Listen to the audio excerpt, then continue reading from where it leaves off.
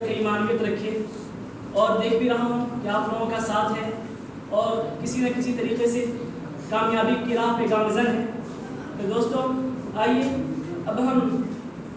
Programme کی اگلی کڑی جناب زبیر عالم صاحب کو دعوت دیتے ہیں جو پی ایچ ڈی اسکالر ہیں، وہ اپنے تاثرات کا اظہار خیال کریں گے۔ تشریف لائیں زبیر عالم صاحب۔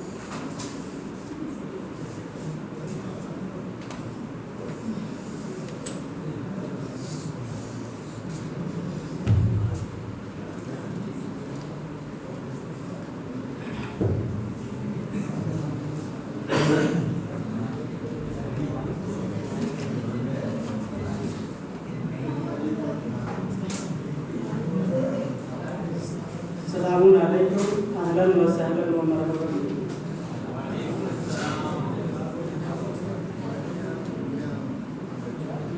کہاں سے شروع کروں اور کیا کروں مجھے کچھ سمجھ نہیں،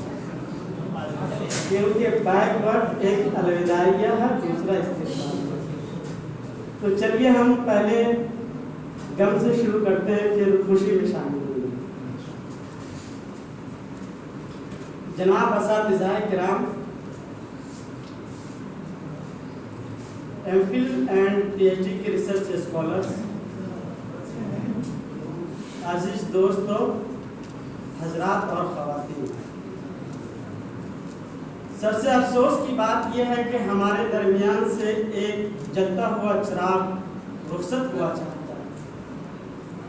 جس سے ہماری روشنی کے اندر کمی آ سکتی ہے،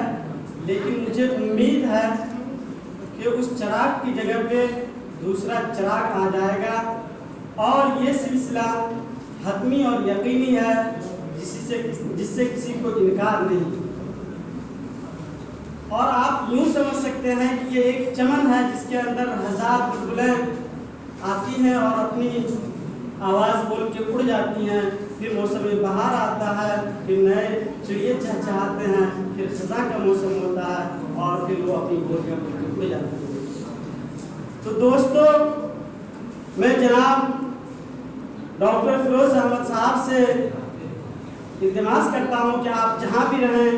ہم تمام دوستوں کو اور خصوصاً ہمارے شعبہ اردو اور اس معنی کو اپنے دل کی گہرائی میں جگہ دیں، اور یہاں سے جانے کے بعد ہمیں یاد رکھیں اپنے دعاؤں کے ساتھ۔ اب چلیے ہم دوسرے جانب اور دوسرے پہلو پر رخ کرتے ہیں۔ آپ سبھی کو میری طرف سے پرخلوص اور حسین ہدیہ سلام قبول ہو۔ مجھے اس مبارک دن پر،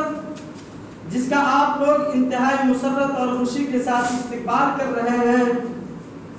آپ سبھی کو محبت کے پرخلوص جذبات کے ہدیہ تبریک پیش کرتے ہوئے بہت خوشی ہو رہی ہے۔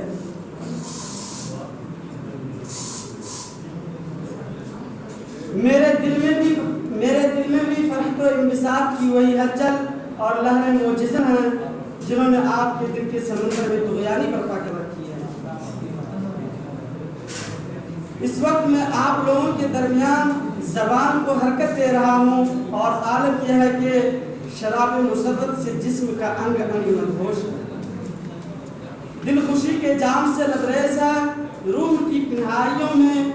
فرحت و انبساط کا ایک اتھاہ سمندر معجزن ہے۔ فخر و غرور کے جذبات سے دل و دماغ میں ہلچل مچی ہوئی ہے، دلوں کے چمن شاداں اور آنکھوں میں ٹھنڈک ہے۔ کیا کوئی دن ہمارے لیے اس دن سے زیادہ عزیز، عظیم اور اہم ہو سکتا ہے جو ہماری زندگی کی تاریخ کا نقطۂ آغاز بنا، جو اس سے قبل ہماری زندگی کے باب میں شامل نہ ہو سکا؟ اس سنہری تاریخ کے آفتاب کو جو آج کے دن طلوع ہوا، کبھی بلایا نہیں جا سکتا۔ اس وقت خوشی کے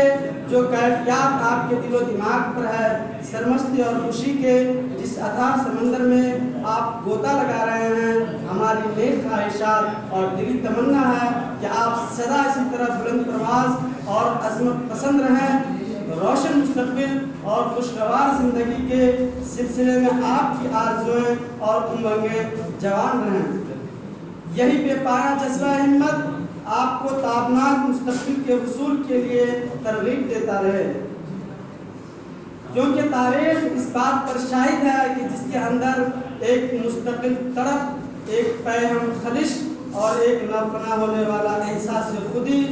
سرمایہ حیات کے روپ میں رہا، کامیابی اسی کے قدم بوس ہوئی اور وہی ترقی کے مدارج طے کرتا ہوا قیصر سلطانی بلکہ صحرا نوردی کرتے ہوئے پہاڑوں کی چٹانوں پہ اپنا ٹھکانہ بنا کر ڈاکٹر علامہ اقبال کے شعر کا مصداق بن گیا، نہیں تیرا نشیمن قیصر سلطانی کی امت پر تو شاہی ہے بسیرا کر پہاڑوں کی چٹانوں۔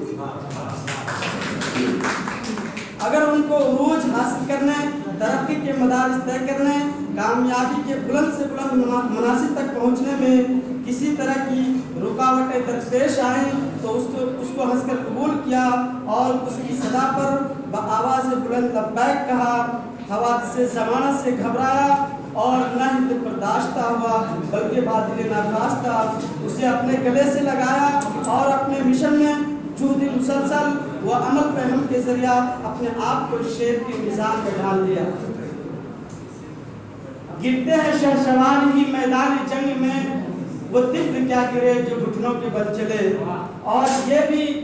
کانٹوں میں جو کھلتا ہے شعلوں میں جو پلتا ہے،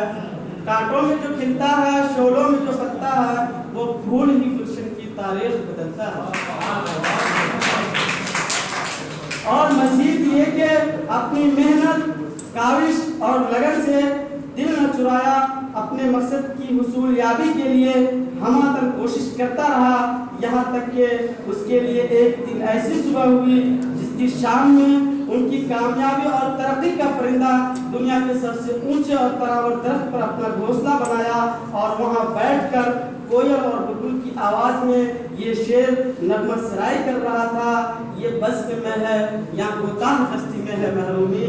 یہ بزم میں ہے یا کوتاہ دستی میں ہے محرومی، جو بڑھ کے اٹھا لے ہاتھ میں مینا اسی کا ہے۔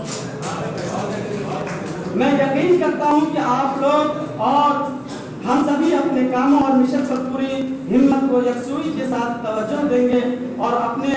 مفوضہ فرائض کی ادائیگی میں جہد مسلسل، عمل فہم اور یقین محکم جیسے اوصاف کے تمام تر قوت صرف کریں گے تاکہ اپنی مہارت، لیاقت، صلاحیت اور خود اعتمادی کی اہلیت کی بنیاد پر اپنے شایان شان